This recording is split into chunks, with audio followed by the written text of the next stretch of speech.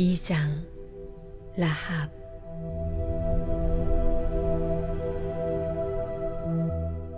눈의 아들 여호수아가 시뜸에서 정탐꾼 2사람을 몰래 보내며 말했다. 가서 그 땅을 둘러보고 여리고를 잘 살펴보시오.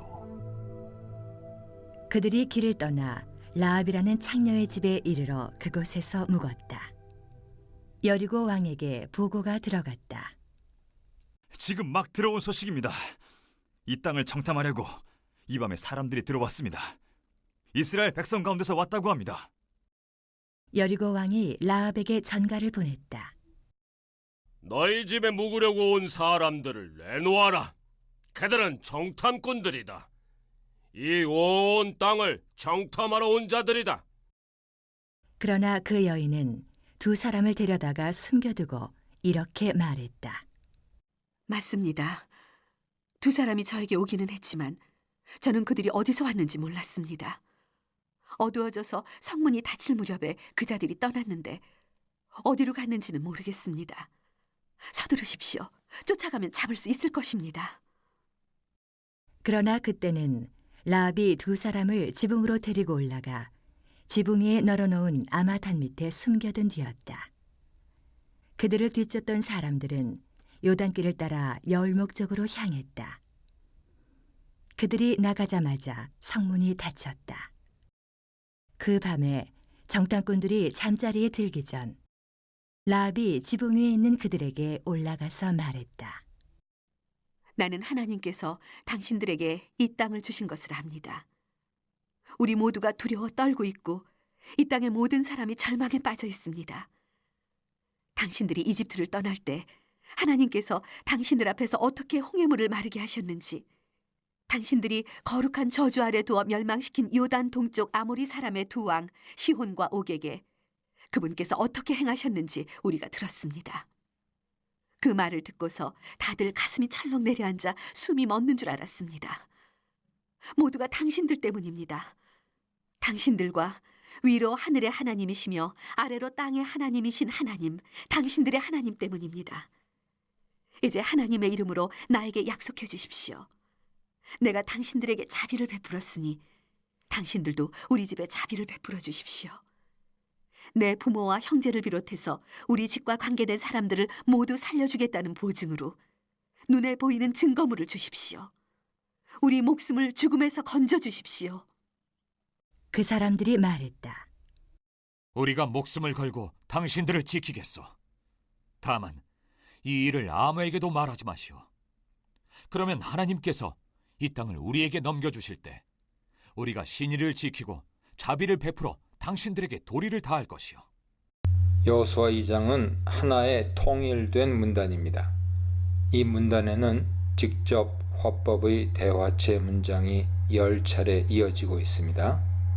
첫 번째로 1절의 여호수아, 두 번째로 2절의 어떤 사람, 세 번째로 3절의 여리고 왕, 네 번째로 4, 5절의 라합, 다섯 번째로 9절로 13절의 라합, 여섯 번째로 14절의 정탐꾼들, 일곱 번째로 16절의 라합, 여덟 번째로 17절로 20절의 정탐꾼들, 아홉 번째로 21절의 라합, 열 번째로 24절의 정탐꾼들입니다. 1절입니다. 여호수아가 제시한 정탐의 원칙은 은밀하게 하라는 것이었습니다.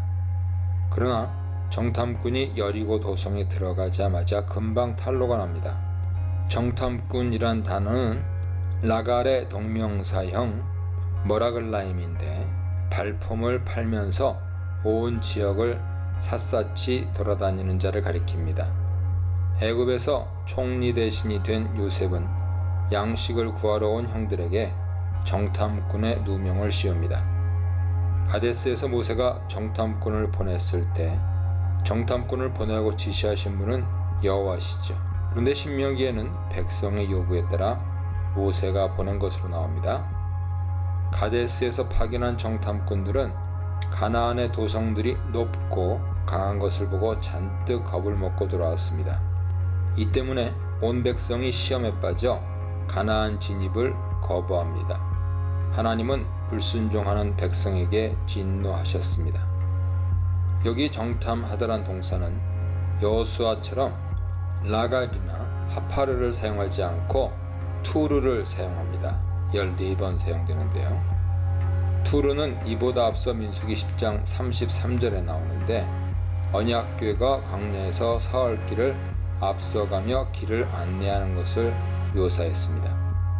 여호수아는 엿보라고 명령하는데 여호수아의 정탐꾼들은 여리고 지역을 살펴보고 민심의 동향을 보고하는 임무를 맡았던 반면에 민수기의 가데스 정탐꾼들은 가나안 전 지역을 돌아다니면서 지리와 도로망을 알아오는 임무를 맡았던 것 같습니다.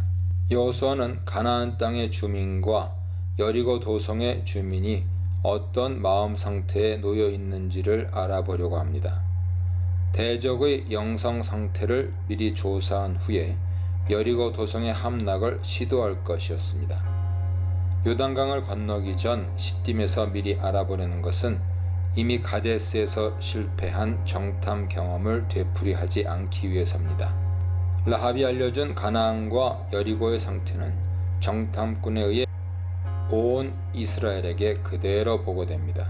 정탐꾼들이 자신있게 보고하는 것을 듣고 이스라엘도 용기를 내고 여리고성을 함락할 자신감을 얻습니다. 1절과 24절은 이 문단 앞뒤에서 서로 상응하면서 전체 문단을 감싸고 있습니다. 2절로 7절입니다. 정탐하다란 동사로 하파르가 쓰였는데 이것은 신명기 1장 22절에도 나옵니다. 정탐꾼들이 들어온 사실을 성읍 주민 중 누군가 당국에 신고했습니다. 여리고 성읍 주민들이 어떻게 알았을까요? 그들은 이미 이스라엘 백성이 요단강 건너편에 진치고 있다는 사실을 알고 있었습니다. 온 성이 초긴장 상태로 비상사태에 돌입해 있는 중에 여리고 온 성읍 주민들이 총단결하여 이스라엘을 대적하려고 준비하고 있었습니다. 출애굽기 23장 23절 이하의 계약법은 내 사자가 네 앞서가서 너를 아모리 사람과 헷 사람과 브리스 사람과 가나안 사람과 히위 사람과 여부스 사람에게로 인도하고 나는 그들을 끊으리니 그 땅의 주민을 네 손에 넘기리니 네가 그들을 네 앞에서 쫓아낼지라. 너는 그들과 그들의 신들과 언약하지 말라. 그들이 네 땅에 머무르지 못할 것은 그들이 너를 내게 범죄하게 할까 두려움이라.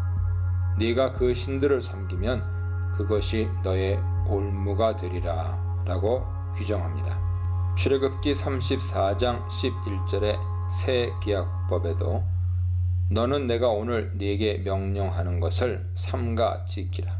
보라, 내가 네 앞에서 아모리 사람과 가나안 사람과 헷 사람과 브리스 사람과 히위 사람과 여부스 사람을 쫓아내리니 라고 규정합니다.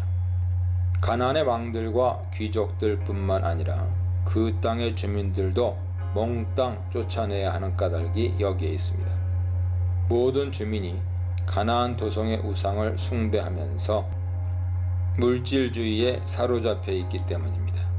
여리고 주민들은 정탐꾼들이 라합의 집에 들어간 것까지도 다 알았습니다. 가나안 주민을 남겨두지 말고 철저히 쫓아내라는 명령에는 하나님 백성의 마음속에서 세속적인 탐욕과 물질주의적인 생각까지도 철저히 몰아내고 정화하여 거룩한 백성이 되어야 한다는 뜻이 들어 있습니다. 이것을 문자적으로 해석하여 하나님이 잔인한 하나님이시며 세속 국가의 폭력을 옹호하는 전쟁의 하나님이라고 가르치는 것은 성경을 크게 오해한 것입니다. 성경은 죄 많은 우리를 변화시켜 거룩한 백성으로 만들기 위해 기록된 것이라는 사실을 잊어서는 안 됩니다. 라합은 여호와를 자신의 하나님으로 모시고 있던 터였습니다. 왕이 군사를 풀었으나 라합은 정탐꾼들을 지붕의 3대에 숨기고 체포조를 따돌렸습니다. 라합은 나그네들이 성문이 닫힐 즈음에 떠나 성 밖으로 나갔다고 속였습니다. 군사들이 나가자 성문이 닫혔고 성문이 닫혔으니 성 안의 정탐꾼들은 꼼짝없이 발각될 참이었습니다. 군사들은 요단 나루터까지 추격했으나 찾지 못했습니다. 성 내부에는 수색 작전이 진행되고 있었습니다. 8절로 14절입니다. 일촉즉발의 위험 상황에서도 정탐꾼들은 지붕에서 잠을 청합니다. 8절에 눕기 전에란 말은 잠자리에 들려고 했다는 뜻입니다. 정탐꾼들은 하나님을 믿는 신앙이 있었기에 전혀 겁먹지 않고 잠을 잘 수 있었습니다. 이때 라합이 지붕에 올라와서 여호와를 찬양합니다. 이 찬양은 문단 중심부에 놓여 있습니다. 라합은 여호와 하나님의 구원 사역이 출애굽 사건 이후로 얼마나 위대하게 진행되고 있는지 풍문으로 듣고 있었습니다. 이스라엘이 홍해를 건너고 요단 동편의 두 왕 시혼과 옥을 쳐부순 사실도 알고 있었습니다. 여리고의 온 주민이 지금 벌벌 떨고 있으나 라합은 회개했습니다. 라합은 여호와야말로 천지의 창조주심을 깨닫게 되었습니다. 이에 온 가족의 목숨을 살리려면 여호와께 귀의해야 했습니다. 라합은 정탐꾼들에게 온 가족의 구원을 요청합니다. 이에 정탐꾼들이 비밀을 지키는 조건으로 그 요청을 수락합니다. 하나님께서는 자기 백성에게 변함없이 인자하시고 진실하시기에 이스라엘도 하나님께로 돌아오는 라합 가족이 비록 이방인이고 기생의 신분이라 할지라도 인자하고 진실하게 대해줘야 할 것입니다. 정탐꾼의 정탐, 하나님의 정탐, 여리고의 겉과 속, 라합의 변절과 구원에 대해 묵상해 보시기 바랍니다.